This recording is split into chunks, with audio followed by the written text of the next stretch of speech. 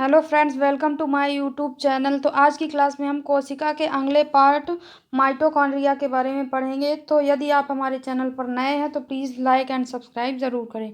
चलिए शुरू करते हैं आज का टॉपिक माइटोकॉन्ड्रिया। तो ये कोशिका का एक मुख्य भाग है। इसकी खोज किसने की थी? अल्टमैन नामक एक वैज्ञानिक ने माइटोकॉन्ड्रिया की खोज की थी। कब की थी? 1886 में। बेंडा नाम के वैज्ञानिक थे जिन्होंने इसका नाम दिया था। तो नामकरण किसने किया? बेंडा नाम के वैज्ञानिक ने। और इसकी खोज किसने की थी? अल्टमैन ने 1886 में। यह कोशिका का श्वसन स्थल है। माइटोकॉन्ड्रिया क्या कहा जाता है? कोशिका का श्वसन स्थल। क्यों कहा जाता है? क्योंकि इसमें सभी प्रकार के कार्बनिक पदार्थों का क्या होता है? ऑक्सीकरण होता है। इसलिए इसमें काफ़ी मात्रा में ऊर्जा प्राप्त होती है कोशिका को। इसलिए इस माइटोकॉन्ड्रिया को कोशिका का शक्ति केंद्र भी कहा जाता है, पावर हाउस ऑफ सेल, या फिर कोशिका का ऊर्जा घर कहते हैं। इसे कोशिका का इंजन भी कहा जाता है। तो ये सबसे ज़्यादा इम्पोर्टेंट है, पेपर में बहुत ज़्यादा पूछा जाता है कि कोशिका का ऊर्जा घर किसे कहते हैं, या फिर पावर हाउस ऑफ सेल किसे कहते हैं, या फिर कोशिका का शक्ति केंद्र किसे कहा जाता है। तो किसे कहा जाता है? माइटोकॉन्ड्रिया को। इसे यूकैरियोटिक कोशिकाओं के भीतर प्रोकैरियोटिक कोशिकाएं माना जाता है। मतलब जो यूकैरियोटिक कोशिकाएं होती हैं ये प्रोकैरियोटिक कोशिकाओं की भांति कार्य करता है। माइटोकॉन्ड्रिया के अधात्री में एकल वृत्ताकार डीएनए अणु व कुछ आरएनए, राइबोसोम्स व प्रोटीन संश्लेषण के लिए आवश्यक घटक मिलते हैं। मतलब माइटोकॉन्ड्रिया के अंदर क्या पाया जाता है? डीएनए के अणु, आरएनए के अणु, राइबोसोम्स व प्रोटीन संश्लेषण के लिए आवश्यक घटक पाए जाते हैं। माइटोकॉन्ड्रिया विखंडन द्वारा विभाजित होते हैं। मतलब माइटोकॉन्ड्रिया को विभाजित किया जा सकता है।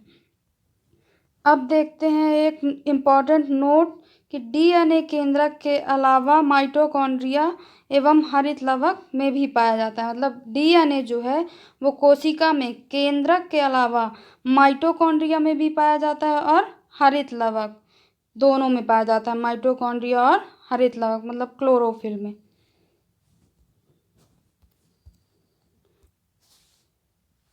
अब दोस्तों चलते हैं कोशिका के अगले पार्ट गाल्गी काय। इसको क्या बोला जाता है? Golgi body. इसके बारे में जानते हैं। तो इसकी खोज किसने की थी? कैमिलो गाल्जी ने। गाल्गी काय, इसकी खोज किसने की थी? कैमिलो गाल्जी ने। अब ये किससे बना होता है? सूक्ष्म नलिकाओं के समूह एवं थैलियों का बना होता है। गाल्गी काय किसका बना होता है? सूक्ष्म नलिकाओं के समूह एवं थैलियों का बना होता है। तो गाल्गी बॉडी जो होती है या फिर गाल्गी काय जो होता है उसमें कोशिकाओं द्वारा संश्लेषित प्रोटीन। ये गोल्गी बॉडी का कार्य क्या है? ये कोशिकाओं द्वारा संश्लेषित प्रोटीन मतलब कोशिकाओं में जो प्रोटीन का निर्माण होता है एवं अन्य उपयोगी पदार्थों का निर्माण होता है, इसको ये अन्य कोशिकाओं के यहाँ पहुँचाता है। मतलब कोशिकाओं को जिस पदार्थ की आवश्यकता होती है तो ये किसके द्वारा पहुंचाया जाता है? गोल्गी बॉडी के द्वारा। ये पुटिकाएं गंतव्य स्थान पर उस पदार्थ को पहुंचा देती हैं। और यदि कोई अनुपयोगी पदार्थ कोशिका में रह गया है तो ये गोल्गी बॉडी उस अनुपयोगी पदार्थ को कोशिका से बाहर निकालने का भी कार्य करती हैं। उस पदार्थ वाली पुटिकाएं उसे कोशिका झिल्ली के माध्यम से बाहर निकलवा देती हैं। इसलिए इस गोल्गी बॉडी को क्या कहा जाता है? कोशिकाओं के अणुओं का यातायात प्रबंधक। मतलब अणुओं को, उपयोगी अणुओं को पहुंचाना व अनुपयोगी अणुओं को कोशिकाओं से बाहर निकालने का कार्य करती है। इसलिए गोल्गी बॉडी को क्या कहते हैं? यातायात प्रबंधक। अब आगे देखते हैं, ये कोशिका भित्ति एवं लाइसोसोम का निर्माण भी करते हैं। तो गोल्गी बॉडी के द्वारा कोशिका भित्ति व लाइसोसोम का निर्माण भी होता है। और इसके कार्य क्या है? गोल्गी कॉम्प्लेक्स में साधारण शर्करा से कार्बोहाइड्रेट का संश्लेषण होता है। इसके द्वारा गोल्गी बॉडी के द्वारा किसका? कार्बोहाइड्रेट का संश्लेषण भी किया जाता है। कोशिका भित्ति का निर्माण किया जाता है, लाइसोसोम का भी निर्माण हो सकता है और कार्बोहाइड्रेट का संश्लेषण भी गोल्गी बॉडी के द्वारा होता है। और ये साधारण शर्करा से जो कार्बोहाइड्रेट का संश्लेषण करते हैं, जो राइबोसोम में निर्मित प्रोटीन से मिलकर क्या बनाते हैं? ग्लाइकोप्रोटीन।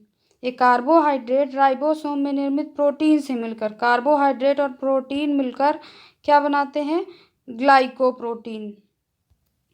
गोल्गी बॉडी या फिर गोल्गी काय ग्लाइकोलिपिड का भी निर्माण करते हैं। तो ग्लाइकोप्रोटीन और ग्लाइकोलिपिड का निर्माण किसके द्वारा होता है? गोल्गी बॉडी के द्वारा। दोस्तों अब देखते हैं कोशिका के अगले पार्ट लाइसोसोम के बारे में। लाइसोसोम, इसकी खोज किसने की थी? डी दुबे नामक एक वैज्ञानिक थे। इन्होंने इस लाइसोसोम की खोज की थी। यह कैसा, इसकी संरचना कैसी होती है? सूक्ष्म गोल इकहरी झिल्ली से घिरी एक थैलीनुमा संरचना होती है लाइसोसोम की। तो खोज किसने की? डी दुबे ने। और इसकी संरचना सूक्ष्म गोलाकार इकहरी झिल्ली, मतलब एक झिल्ली से घिरा होता है, दोहरी झिल्ली नहीं होती इसमें, और थैलीनुमा संरचना होती है। इसका निर्माण सवस्टन विधि या फिर गाल्जी काय में होता है। गाल्जी काय, अभी हमने गाल्जी काय के बारे में पढ़ा था, तो उसमें क्या दिया था कि लाइसोसोम का निर्माण गाल्गी बॉडी के द्वारा किया जाता है। तो लाइसोसोम का निर्माण गाल्जी बॉडी में होता है और सवस्टन विधि द्वारा होता है। लाइसोसोम में सभी प्रकार के जल अपघटनीय एंजाइम पाए जाते हैं, जैसे हाइड्रोलेजेज नाम का एक वैज्ञानिक